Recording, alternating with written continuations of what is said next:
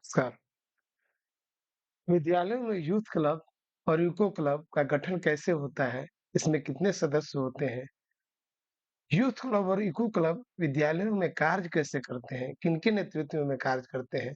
तो आइए, मैं आज इस विशेष मुद्दे को लेकर आपके बीच उपस्थित हूँ। तो बिना समय गंवाए हम लोग प्रारंभ करते हैं। विद्यार्थियों में जीवन कौशल, आत्मविश्वास, आत्मसम्मान को विकसित करना तथा तनाव, भय एवं संकोच जैसे नकारात्मक भावनाओं का सामना करने हेतु तैयार करने के उद्देश्य से विद्यालयों में यूथ क्लब की स्थापना की जाएगी। सबसे पहले हम लोग यूथ क्लब पर बात कर रहे हैं। इसके अंतर्गत विद्यार्थियों में शैक्षिक के साथ-साथ सह शैक्षिक गतिविधियों के माध्यम से जीवन कौशल का विकास होगा। विद्यार्थियों को अपने अधिकारों को जानने, अपनी चिंताओं को व्यक्त करने, भावनाओं का समुत्थान एवं आत्मविश्वास विकसित करने का अवसर मिलेगा। इसके माध्यम से विद्यार्थी अपनी पसंद और क्षमता के अनुसार अपने कौशल में उत्कृष्टता प्राप्त कर अपने व्यक्तित्व को निखार सकते हैं। आइए अब हम लोग इको क्लब के बारे में जानते हैं। इको क्लब की स्थापना विद्यालयों में क्यों की जाती है? तो विद्यार्थियों को अपने आसपास के पर्यावरण, जैव विविधता, जलवायु, स्थानीय परिस्थितिकी, पोषण, स्वास्थ्य, स्वच्छता के प्रति जागरूक एवं संवेदनशील बनाने तथा पर्यावरण गतिविधियों एवं प्रोजेक्ट्स पर कार्य करने हेतु क्षमता संवर्धन के उद्देश्य से विद्यालयों में इको क्लब की स्थापना की जाती है। इस मंच के माध्यम से विद्यार्थी अपने अभिभावकों, पास पड़ोस एवं समुदाय में पर्यावरण के प्रति सकारात्मक सोच विकसित करने हेतु प्रेरित कर सकते हैं। यह मंच विद्यार्थियों को पाठ्यक्रम की सीमा से परे पर्यावरणीय अवधारणाओं एवं परियोजनाओं को समझने में भी मदद करेगा। अब इनके गठन की प्रक्रिया के बारे में हम जानते हैं। यूथ क्लब एवं इको क्लब के गठन की जो प्रक्रिया है, वो लगभग एक तरह की है। तो आइए अब इस पर हम लोग बात करते हैं। विद्यालय में यूथ एवं इको क्लब का गठन प्रधानाध्यापक द्वारा किया जाएगा तथा वे दोनों क्लबों के प्रभारी होंगे। विद्यालय विद्यालय प्रधान की भूमिका सहायक, मार्गदर्शक एवं कार्यक्रम के लिए सुविधा उपलब्ध कराने की होगी। विद्यालय में यूथ एवं इको क्लब की गतिविधियों को संचालित कराने का समस्त जिम्मेदारी प्रधानाध्यापक की होगी। दोनों क्लब के लिए विद्यालय में एक-एक शिक्षक या शिक्षिका को नोडल नामित किया जाएगा, जो क्लब की गतिविधियों का समन्वय करेंगे। प्रत्येक क्लब में सदस्यों की संख्या 20 होगी, जिसमें 10 छात्र और 10 छात्राएं होंगे। अब आइए हम लोग क्लास वार देखते हैं या विद्यालय वार कहें कि कौन सा विद्यालय किस प्रकार का विद्यालय है और उसमें यूथ क्लब के सदस्यों की संख्या कितनी होगी और इको क्लब के सदस्यों की संख्या कितनी होगी और किस-किस वर्ग के सदस्यों को मिलाकर इनका गठन किया जाएगा, इस पर हम लोग एक नज़र डालते हैं। देखिए, ये जो आपके सामने एक टेबल है, जिसमें ये दिया गया है कि क्लब के सदस्यों का चयन नोडल शिक्षक-शिक्षिका के मार्गदर्शन में नियमानुसार किया जाएगा।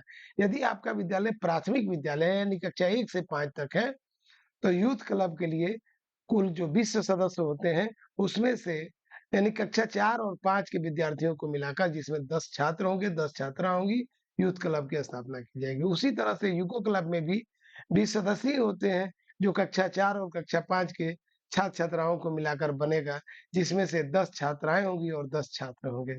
यदि आपका विद्यालय प्रारंभिक विद्यालय या मध्य विद्यालय है, कहने का मतलब कक्षा 1 से 8 तक के लिए है या कक्षा 6, 7, 8 केवल है।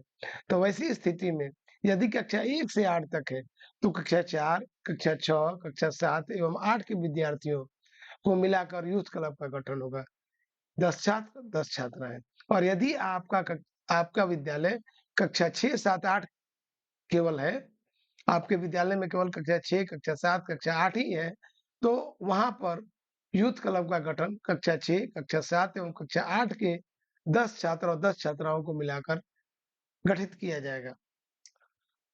यू इको क्लब की मैं बात करूँ तो बिल्कुल उसी तरह से अगर आपका विद्यालय कक्षा 1 से 8 तक संचालित है, तो उसमें कक्षा 4, कक्षा 6, कक्षा 7 एवं कक्षा 8 के 10 छात्र और 10 छात्राओं को मिलाकर इको क्लब का गठन किया जाएगा।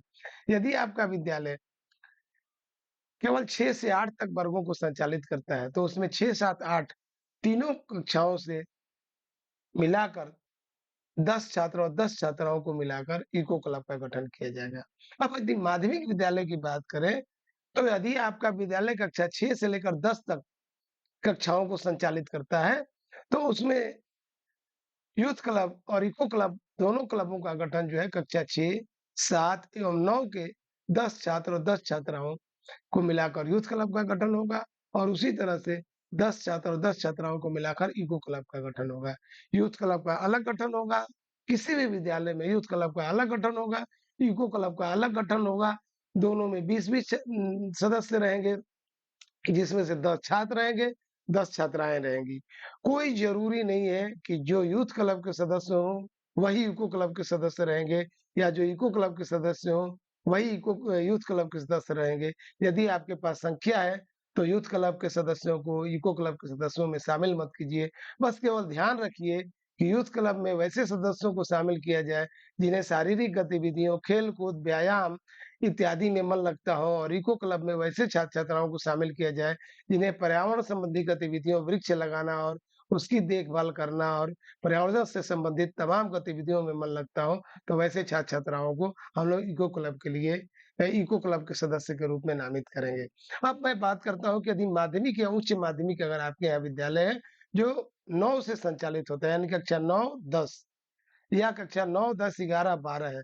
तो उसमें यदि कक्षा 9, 10 केवल है, तो केवल 9 और 10 के विद्यार्थियों को मिलाकर 10 छात्र और 10 छात्राओं को मिलाकर यूथ क्लब का गठन होगा और इको क्लब में भी कक्षा 9 और 10 के छात्र-छात्राओं को 10 छात्र और 10 छात्राओं को मिलाकर इको क्लब का गठन होगा। यदि आपका विद्यालय कक्षा 9 से 12 तक संचालित होता है, तो वैसी स्थिति में यूथ क्लब का गठन कक्षा 9 और 11 के 10 छात्र और छात्राओं को मिलाकर गठित किया जाएगा और बिल्कुल इसी तरह से इको क्लब का भी गठन कक्षा 9 एवं कक्षा 11 के विद्यार्थियों में को यानी 10 छात्र और 10 छात्राओं को मिलाकर गठित किया जाएगा। अब एक और स्थिति है माध्यमिक और उच्च माध्यमिक में। यदि आपका विद्यालय कक्षा 1 से लेकर 10 तक संचालित होता है, तो वैसी स्थिति में जो यूथ क्लब का गठन होगा, उसमें कक्षा 5, कक्षा 6, कक्षा 7 और कक्षा 9 के 10 छात्र और छात्राएँ होंगी और यदि आपका विद्यालय कक्षा 1 से लेकर 12 तक संचालित होता है, उस स्थिति में कक्षा 5, कक्षा 7, कक्षा 9 और कक्षा 11 के 10 छात्र और 10 छात्राओं को मिलाकर यूथ क्लब का गठन होगा। ठीक उसी प्रकार से यदि आपका विद्यालय 1 से लेकर कक्षा 10 तक संचालित होता है, तो इको क्लब के सदस्य को कक्षा 5, कक्षा 6, कक्षा 7 और कक्षा 9 में से 10 छात्र और 10 छात्राओं को मिलाकर गठित किया जाएगा और यदि आपका विद्यालय कक्षा 1 से लेकर 12 तक संचालित होता हो, तो कक्षा 5, कक्षा 7, कक्षा 9 और कक्षा 11 के 10 छात्र और 10 छात्राओं को मिलाकर यूको क्लब का गठन किया जाएगा। जब भी आप गठन करें, तो प्रधानाध्यापक के नेतृत्व में, प्रधानाध्यापक की अध्यक्षता में विद्यालय परिवार का एक बैठक बुलाएँ जिसमें सभी छात्राएँ और बालक-बालिका भाग लेंगे। वो सबको जो है एक जगह एकत्रित कर लें और उसमें से जो है आप बच्चों को टेबल में बताए गए कक्षा अनुसार और अपने विद्यालय के संचालन के अनुसार जो है बालक बालिकाओं को मिलाकर गठित कर लें। तो इस प्रकार से हम लोग अपने कक्षा में यूथ क्लब और इको क्लब का गठन कर सकते हैं। अब यूथ क्लब एवं इको क्लब के गठन की प्रक्रिया पर हम बात करते हैं। क्लब के लिए एक अध्यक्ष और एक सचिव का चुनाव प्रधानाध्यापक सह क्लब प्रभारी द्वारा सर्वसम्मति से किया जाएगा। चयनित अध्यक्ष द्वारा क्लब की गतिविधियों का आयोजन हेतु नेतृत्व प्रदान किया जाएगा, जबकि सचिव द्वारा नोडल शिक्षक के साथ मिलकर आयोजन पर होने वाले व्यय संबंधी बजट तैयार किए जाएंगे। क्लब की गतिविधियों का संचालन में विद्यार्थियों का सक्रिय योगदान लिया जाएगा, सक्रिय सहयोग लिया जाएगा। अच्छा प्रदर्शन करने के लिए वार्षिक समारोह में क्लब के सदस्यों को प्रोत्साहित किया जाएगा और प्रत्येक विद्यार्थी को सम्मान रूप से अवसर इसमें दिया जाएगा। अब यदि संचालन हेतु कोई दिशा निर्देश की मैं बात करूं, तो यूथ एवं यूको क्लब द्वारा विद्यालय स्तर पर एक वार्षिक कैलेंडर का निर्माण किया जाएगा, जिसमें विभिन्न तिथियों पर होने वाले कार्यक्रमों का निर्धारण किया जाएगा। प्रत्येक माह 2 कक्षाएं यूथ क्लब एवं 2 कक्षाएं यूको क्लब के अंतर्गत सुझावित गतिविधियों हेतु संचालन हेतु निर्धारित की जाएंगे। यूथ एवं इको क्लब के सदस्यों की भूमिका विद्यालय स्तर पर आयोजित विभिन्न गतिविधियों, प्रतियोगिताओं यथा एक भारत श्रेष्ठ भारत, रंगोत्सव, कला उत्सव, बैगलेस सुरक्षित शनिवार, बाल संसद द्वारा किए जाने वाले कार्यों में होगी। इसको और आगे बढ़ाते हुए किसी भी गतिविधि के क्रियान्वयन के लिए प्रधानाध्यापक, नोडल शिक्षक एवं क्लब के सदस्य विद्यालय की घंटी के बाद बैठक कर कार्य योजना बनाएंगे। कार्य योजना बनाने एवं गतिविधियों के क्रियान्वयन में बाल संसद एवं मीना मंच, किशोरी मंच के सदस्यों की भी सहभागिता सुनिश्चित की जाएगी। क्लब द्वारा वार्षिक पत्रिका का प्रकाशन भी किया जा सकता है, जिसमें क्लब की गतिविधियों, फोटोग्राफ्स तथा बेस्ट प्रैक्टिसेज को भी संकलित किया जाएगा। अब आते हैं हम लोग विद्यालय स्तर पर किए जाने वाले सामान्य कार्य। सबसे पहले यूथ क्लब की गतिविधियों पर हम लोग नजर डालते हैं। विद्यालय द्वारा तैयार किए गए वार्षिक कैलेंडर के अनुसार क्विज, डिबेट, सांस्कृतिक गतिविधियां, शारीरिक गतिविधियां आदि का आयोजन किया जाएगा।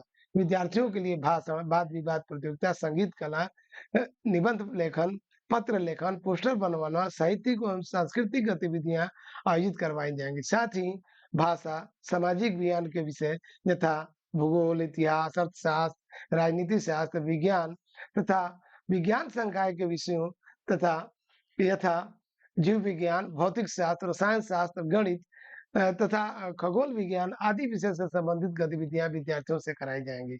समय-समय पर राज्य द्वारा विद्यालय पर की जाने वाली गतिविधियों का संचालन यूथ एवं इको क्लब के माध्यम से कराया जाएगा। विद्यालय में खेल-कूद को बढ़ावा देने, खेल सामग्रियों का उपयोग सुनिश्चित करने एवं पुस्तकालय तथा प्रयोगशाला का उपयोग सुनिश्चित करने हेतु रणनीति बनाई जाएगी। इको क्लब की गतिविधियों पर यदि नजर डालें तो विद्यालय द्वारा तैयार किए गए वार्षिक कैलेंडर के अनुसार विभिन्न गतिविधियों का आयोजन किया जाएगा। इको क्लब गतिविधियों में पर्यावरण, जैव विविधता, जलवायु, स्थानीय पारिस्थितिकी, पोषण, स्वास्थ्य, स्वच्छता के प्रति बच्चों में जागरूकता लाने वाले कार्यक्रम आयोजित किए जाएंगे। प्रदर्शनी, पेंटिंग, लेखन, वृक्षारोपण, जल संरक्षण, पर्यावरण एवं स्वास्थ्य पर आधारित चलचित्रों का प्रदर्शन, अभिभावकों व सेवानिवृत्त एवं सेवारत राजकीय अधिकारी, शिक्षक, डॉक्टर, कोच, पर्यावरण के लिए कार्य करने वाले व्यक्तियों की वार्ता का आयोजन किया जाएगा। पेड़-पौधे एवं वन संरक्षण के उपायों पर चर्चा कराना यथा विद्यालय में बागवानी को बढ़ावा देना, वनों की कटाव से होने वाली हानियों एवं जीव-जंतुओं पर उसके प्रभाव के बारे में चर्चा की जाएगी तथा कचरा प्रबंधन के बारे में विद्यालय में जागरूकता लाने का, विद्यालय को साफ-सुथरा रखने हेतु कार्य किए जाएंगे। यूथ क्लब की विद्यालय स्तर पर किए जाने वाले सामान्य कार्य पर यदि हम बात करें तो प्रत्येक माह के अंतिम दिवस को विद्यालय में स्वच्छता कार्यक्रम आयोजित किया जाएगा, जिसमें विद्यालय परिसर एवं कक्षा कक्षों की सफाई, ठोस कचरा निस्तारण, जल निकास एवं पानी की टंकियों की साफ सफाई सामूहिक रूप से शिक्षकों के निर्देशन में की जाएगी। सप्ताह में एक बार चेतना सत्र में सभी बच्चों की शारीरिक स्वच्छता जैसे नाखून, स्नान, सर के बालों, दाँतों, यूनिफ़ॉर्म, जूता-मोजा इत्यादि की साफ-सफाई की जाँच की जाएगी और बच्चों को शारीरिक स्वच्छता के प्रति जागरूक किया जाएगा। यूथ क्लब की अन्य गतिविधियों पर मैं बात करूँ तो जल संरक्षण से संबंधित गतिविधियों का आयोजन कर अपने आस-पास के लोगों को जल संरक्षण के प्रति जागरूक किया जाएगा। जल संरक्षण के प्रति आयोजित होने वाले जल शक्ति अभियान अंतर्गत जल संरक्षण के प्रचार-प्रसार पर चर्चा की जाएगी। विद्यार्थियों में सृजनात्मक क्षमताओं को सृजनात्मक पहचान एवं उन्हें प्रोत्साहित करने के उद्देश्य से विद्यालय के अनुपयोगी, निष्क्रिय व अन्य संसाधनों का अधिकाधिक उपयोग करके उनकी सृजनात्मक क्षमता का विकास किया जाएगा। विद्यार्थियों में सह शैक्षिक एवं मनोरंजक गतिविधियों को बढ़ावा देने के लिए विद्यालय के अनुपयोगी, निष्क्रिय सामान का उपयोग खेल उपकरण के रूप में अथवा अन्य गतिविधियों में किया जा सकता है, जिससे बच्चों में सृजनात्मक एवं संज्ञानात्मक समझ का विकास हो सके। विद्यार्थियों को सड़क सुरक्षा के नियमों की भी जानकारी दी जाएगी। यूथ क्लब की गतिविधियाँ विद्यालय के वार्षिक कैलेंडर के अनुसार विद्यालय में आयोजित होने वाले गतिविधियों में ये सामुदायिक स्तर की जो गतिविधियाँ हैं उस पर हम लोग बात कर रहे हैं। तो यूथ क्लब की गतिविधियाँ विद्यालय के वार्षिक कैलेंडर के अनुसार विद्यालय में आयोजित होने वाले गतिविधियों में विद्यालय शिक्षा समिति एवं समुदाय को आमंत्रित करना है। विभिन्न सामाजिक बुराइयों यथा बाल विवाह, दहेज प्रथा, महिलाओं के प्रति घरेलू उत्पीड़न आदि के प्रति लोगों को जागरूक करने हेतु रैली एवं प्रभात फेरी का आयोजन करना। रैली, प्रभात फेरी हेतु स्लोगन लिखवाना और उसका उपयोग करना।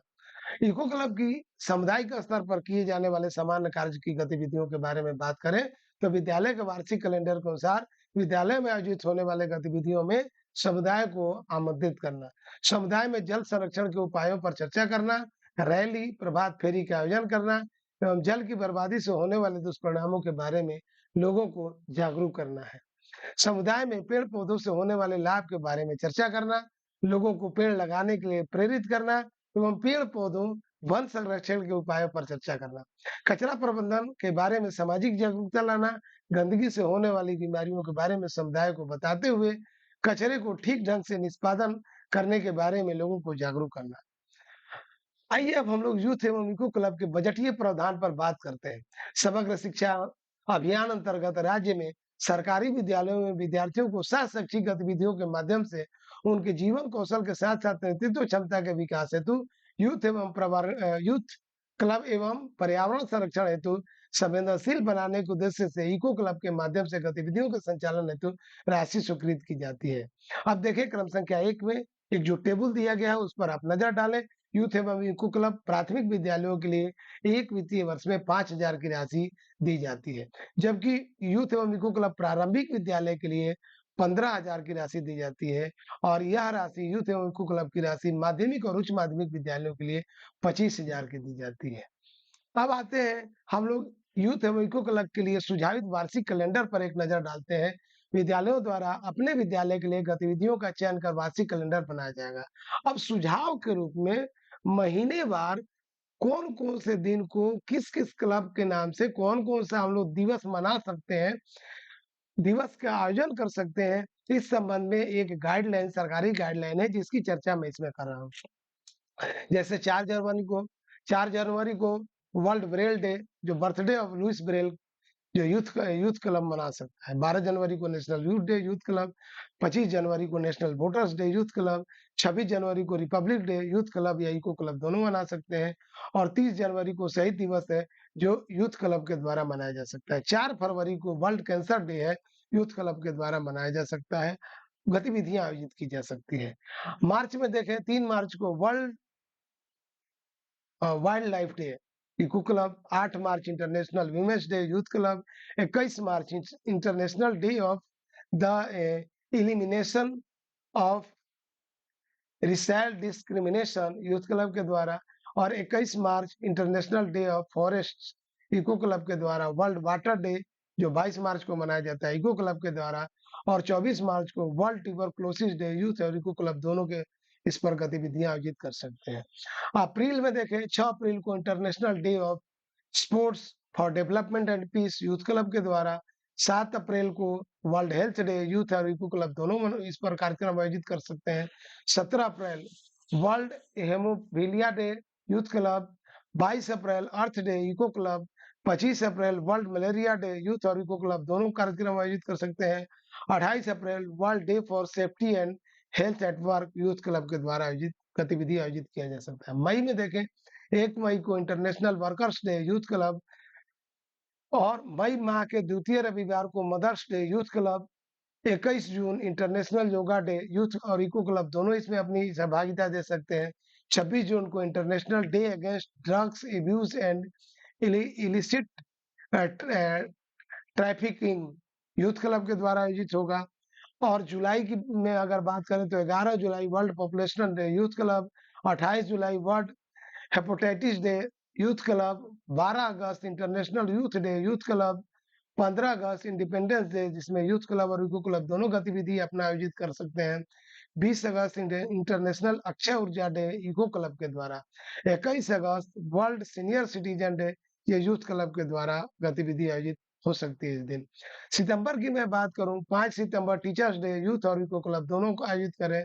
6 सितंबर colours blindness awareness day youth club, 28 सितंबर international literacy day youth club, 10 सितंबर world suicide prevention day youth club, 16 सितंबर international day for the prevention of the ozone layer eco club, 18 सितंबर world water monitoring day eco club, 29 सितंबर world heart day youth club के द्वारा इसमें गतिविधि आयोजित किया जा सकता है। अब अक्टूबर नवंबर दिसंबर 2 अक्टूबर को Gandhi Jayanti international day of non violence ये यूथ क्लब इको क्लब दोनों द्वारा गतिविधि आयोजित की जाएगी।